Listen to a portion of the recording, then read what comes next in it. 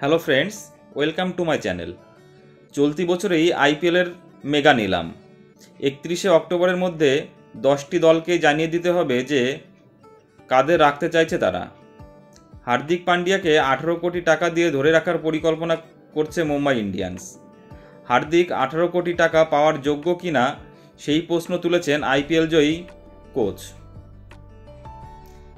এবার নিলামের আগে ক্রিকেটার ধরে রাখার জন্য নিয়মের বদল করেছে আইপিএলের গভর্নিং কাউন্সিল। মোট 5 জন ক্রিকেটারকে ধরে রাখা যাবে। পরে নিলামের সময় আরও একজনকে রাইট টু ম্যাচ কার্ড ব্যবহার করে ধরে রাখা যাবে। নিলামের আগে ধরে রাখা ক্রিকেটারদের তালিকার 1 নম্বরে যার নাম থাকবে তাকে 18 কোটি টাকা দিতে হবে, দ্বিতীয় ক্রিকেটারকে 14 কোটি এবং তৃতীয়কে 11 কোটি টাকা করে দিতে হবে। তালিকায় থাকা চতুর্থ ক্রিকেটারকে ধরে রাখতে হলে আবার 18 কোটি টাকা দিতে হবে সেই দলকে। পঞ্চম ক্রিকেটারের জন্য খরচ করতে হবে 14 কোটি। হার্দিক দলের অধিনায়ক, তাই তাকে যে সকলের আগেই মুম্বাই ধরে রাখবে তা নিশ্চিত। সেক্ষেত্রে হার্দিককে 18 কোটি টাকা দিতে হবে। এই টাকার অঙ্ক নিয়ে প্রশ্ন তুলেছে 2016 সালে সানরাইজ হায়দ্রাবাদকে চ্যাম্পিয়ন করা কোচ টম মুডি। তিনি বলেন, আমি থাকলে জসপ্রীত বুমরা ও সূর্যকুমার যাদবকে 18 কোটি টাকা ধরে রাখতাম, হার্দিককে দিতাম 14 কোটি টাকা। গত মরশুমে ও যা খেলেছে তা খতিয়ে দেখতে হবে।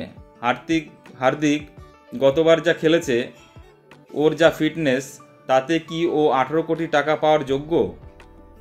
18 কোটি টাকা তো আমি তেমন ক্রিকেটারকেই দেব যে আমাকে ম্যাচ জিতাবে। মুম্বাইয়ের বুমরা ও সূর্য সেই কাজটা করে। হার্দিক শেষবার আইপিএলে কবে ম্যাচ জিতিয়েছে, নাম না দেখে পারফরমেন্স দেখাই সবথেকে শ্রেষ্ঠ। মুম্বাই ইন্ডিয়ান্সের ক্রিকেটার কেনার পরিকল্পনা নিয়েও প্রশ্ন তুলেছেন মুডি। তিনি বলেন, গত কয়েক বছর নিলামে টেবিলে ওদের সমস্যা হচ্ছে। ঈশান কিষান ও জেফ্রা আচারকে প্রচুর টাকা দিয়ে ধরে রেখেছিল ওরা। কি হলো? ঈশান ফর্ম খারাপ হয়ে গেল, আচার তো খেলতেই পারল না।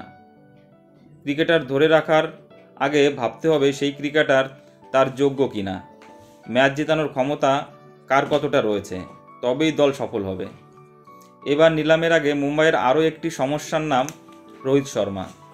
গত মরশুমে তাকে অধিনায়কত্ব থেকে সরিয়ে দিয়েছিল দল। গতবারই মুম্বাই ছাড়ার কথা বলেছিল তিনি। এবার কি তিনি খেলবেন? জানা গিয়েছে হার্দিকের সামনে 18 কোটি টাকা দিয়ে রোহিতকেও ধরে রাখতে চাইছে মুম্বাই। তবে তাতে রোহিত রাজি হবে কিনা তা নিয়ে রয়েছে এখন অনেক সংশয়।